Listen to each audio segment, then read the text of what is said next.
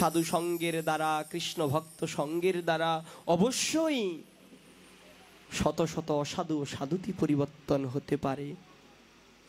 এই বিষয়ে ভালো একটা দৃষ্টান্ত দিয়েছেন মহারাজ। মহাজনগণ, কি দৃষ্টান্ত?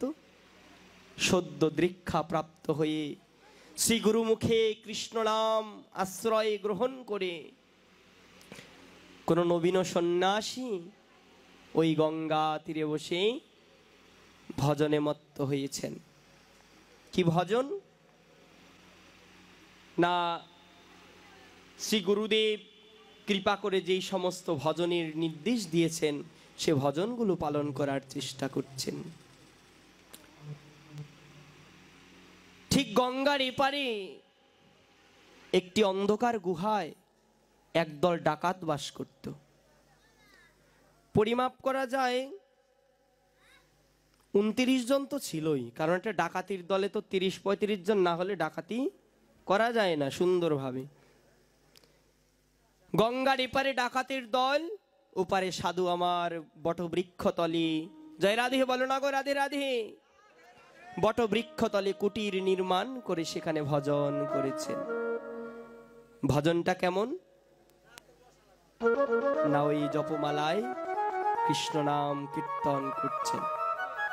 রাধে রাধে গোবিন্দ বল রে মনোয়া, রাধে রাধে গোবিন্দ বল, রাধে রাধে গোবিন্দ বল রে মনোয়া, রাধে রাধে গোবিন্দ বল। দিনে রাতে রাধা নাম কীর্তন করেন আর ওই একান্তে বসে ওই গুরুমুখের সেই মুখপদ্ম, সেই বাণীগুলোকে আশ্রয় করে জীবন ধারণ করছে। জয় রাধে।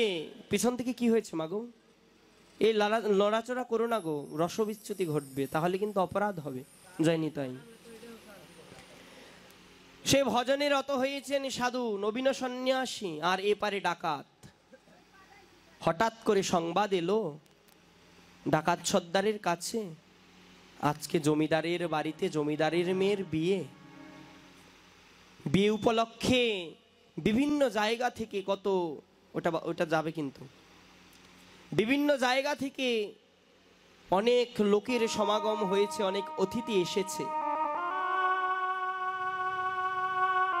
মনে বড় বোধ, তারা নিশ্চয়ই অনেক সেজেগুজে এসেছে এবং সঙ্গে করে অনেকে দামি উপহার এনেছে। জমিদারের মেয়ের বিয়ে বলে কথা নাকি গো? যদি তোমাদের কেউ বিয়ের নিমন্ত্রণ করে খালি হাতে কি যাওয়া যায় গো বাবা? আর যদি বিয়ের সাজ, বোঝোই তো, গলায় সাতনরি হার না ঝোলালে সাজ সম্পন্ন হয় না। ডাকাত সর্দার বললেন, ওরে পাইক, আজকে বোধে আর ডাকাতি করা হবে না। বলছে কেন?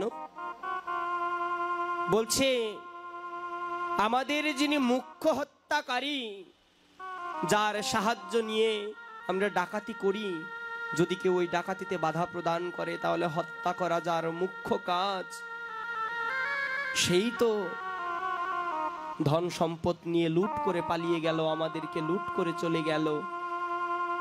দলে যে দলসংখ্যা কমে গেছে, জনসংখ্যা কমে গেছে, কি রূপে ডাকাতি করব গো? বলছে গোসাই চিন্তা করো না সর্দার, আরে গঙ্গার ওপারে এক বটবৃক্ষ তলে কুটির নির্মাণ করে স্বাস্থ্যবান শক্তি সম্পন্ন নতুন যুবক বসে বসে সারাদিন কি মুখে বিড়বিড় বিড়বিড় বিড়বিড় করে যায়, কিছুই বুঝি না। আরে পথে যাবার বেলায় বুঝিয়ে শুনিয়ে টাকার মোহর অর্থ করি সম্পত্তির লোভ দেখিয়ে আরে ওকে দলে ভর্তি করে নিব। তুমি চিন্তা করো না, লোকের অভাব পড়বে না। কলিযুগে টাকায় লোকের অভাব পড়ে না, টাকা চেটালে লোকের অভাব পড়ে না গো। ও তাই? কিন্তু ও যে সাধু, ওরে সাধুকে দিয়ে ডাকাতি করাবো, এই যে ধর্মে সইবে না। আরে রাখো তো তোমার ধর্ম, ধর্ম কি তোমার পেটে ভাত দিবে? আজকে ভালো ভালো লোক আসবে ওখানে, কত গয়না, কত মোহর মণিমাণিক্য, কত দামি দামি উপহার আসবে, বুঝতে পারো তুমি? আরে চলো হবে খন, বলছিস? আহ তাহলে চল। ঘোড়ার পিঠে করে ডাকাত দল, সেই বড় বড় গোপ ডাকাত দেখতে যেরকম হয় নাকি, তারা আজকে রওনা হলেন জমিদারের বাড়িতে ডাকাতি করবেন। মহারাজ গঙ্গা অতিক্রম করে গঙ্গার ওপাশে গিয়ে আজকে সাধুর কুটিরের সামনে দাঁড়িয়েছে। ওই ছোট্ট কুটিরে নবীন সন্ন্যাসী সাধু আমার চক্ষু বন্ধ করে সেইখানে ভগবানের নাম করছেন, গুরু স্মরণ করছেন। আচ্ছা, ডাকাত তো ডাকাতি করে রাতে, তো সাধুর কি দিনে কাজ নাই? রাতে বসে বসে এরকম জপ করছে, মন্ত্র স্মরণাদি করছে। ভগবান গীতায় কি বললেন? যা নিশা সর্বভূতানাম তস্যাং জাগর্তি সংযমী ইয়স্যাম জাগ্রতি ভূতানি সা নিশা পশ্যতি মুনি। সাধারণ ব্যক্তিদের কাছে যেটা রাত্রি, সাধুর কাছে ওটা দিন স্বরূপ। কারণ সাধারণ মানুষ যখন রাত্রিতে ঘুমায়, সাধু ওই সময়টাকে নিশ্চল সাধন ভজনের জন্য মুখ্য সময় মনে করেন। এই কারণে রাত্রিতে বসে গুরু শরণাদি করছেন। ডাকাত দল গেলেন কুড়ে ঘর, তো পদাঘাতে কুড়ে ঘর ভেঙে মন্ত্র স্মরণরত অবস্থায় নবীন সন্ন্যাসীর সেই বন্দুক তাক করে দাঁড়িয়েছেন। এ সন্ন্যাসী, তাকাও এদিকে, কাকে স্মরণ করছো? কি মুখে বিড়বিড় বিড়বিড় বিড়বিড় করছো? তাকাও এদিকে। তাকিয়ে দেখে, ওরে বাবা, এত বড় বড় জমদূত কোথা থেকে আসলো? ও গুরুদেব, এখনো যে আমার ভজন সাধন পূর্ণ হয়নি গো, এত তাড়াতাড়ি জমদূত পাঠিয়ে দিলে? হা ভগবান, আরে জমদূত নই, ডাকাত। ও ডাকাত? তাহলে নিশ্চিন্ত। কেন? কারণ ডাকাতি করার মতো যে আমার কাছে কিছু নাই, কিছুই নাই। কি করে নিবে? সাধুর ধর্ম সদা নাম সংকীর্তন, যাচিয়া মাগিয়া করে উদর ভরণ। সাধুর ধর্ম হচ্ছে যেচে মেঘে উদর ভরণ করা। সন্ন্যাসীর ধর্ম, সন্ন্যাসীর ধর্ম হয় নাম সংকীর্তন, যাচিয়া মাগিয়া করে উদর ভরণ। আরে সন্ন্যাসীর ধর্মই তো যেচে মেঘে খাওয়া। যে যেচে মেঘে খায় তার কাছে লুট করার মতো কি আছে বাবা? আছে কিছু? কিছু তো নাই। তাহলে চিন্তা নাই। না, লুট করার জন্য নয়, লুট করার জন্য আসেনি সাধু তোমার কাছে। কিসের জন্য এসেছো?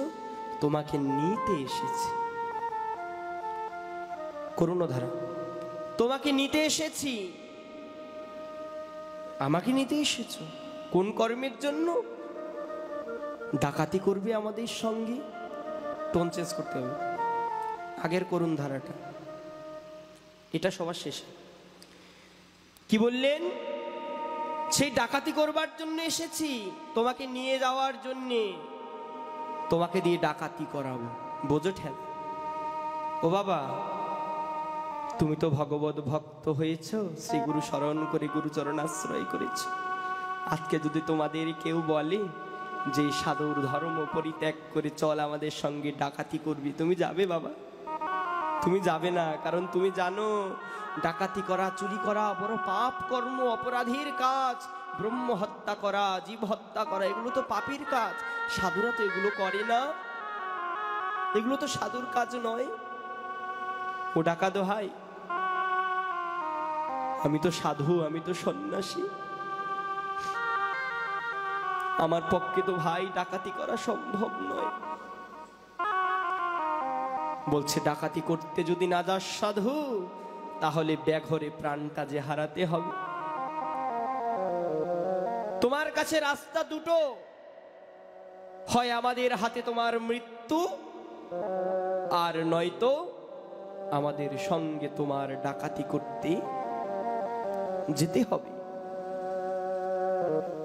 চক্ষু বন্ধ করে শ্রী গুরুদেবকে স্মরণ করে করে সাধু মনে মনে ভাবলেন, হে ভগবান, হে শ্রী গুরুদেব,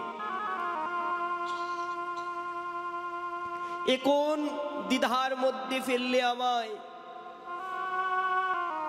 আজ যদি ডাকাতের সঙ্গে ডাকাতি করতে যাই,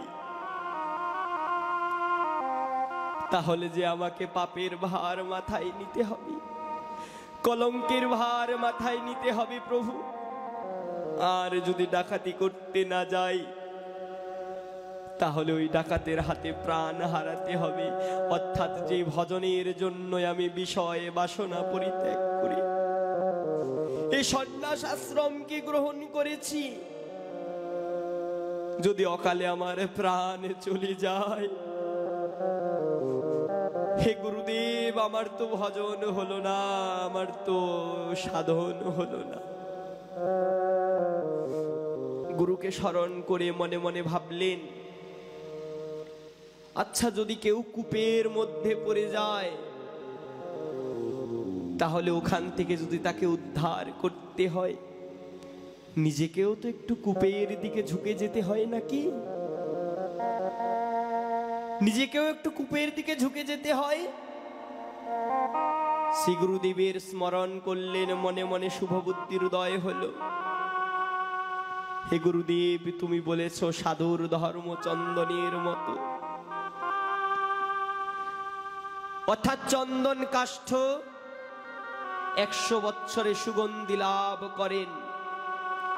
যখন সে পরিপূর্ণ রূপে সুগন্ধি হয়, তার চারপাশে যত আগাছা থাকেন, চন্দন সেই আগাছাগুলোকে সুগন্ধিতে পরিণত করে দেন। যিনি প্রকৃত সাধু, ভগবত ভজন, ভগবত সাধন করেন, ওই সাধুর, ওই ভক্তের বৈশিষ্ট্য তেমন চন্দনের মতো হয়। কেন?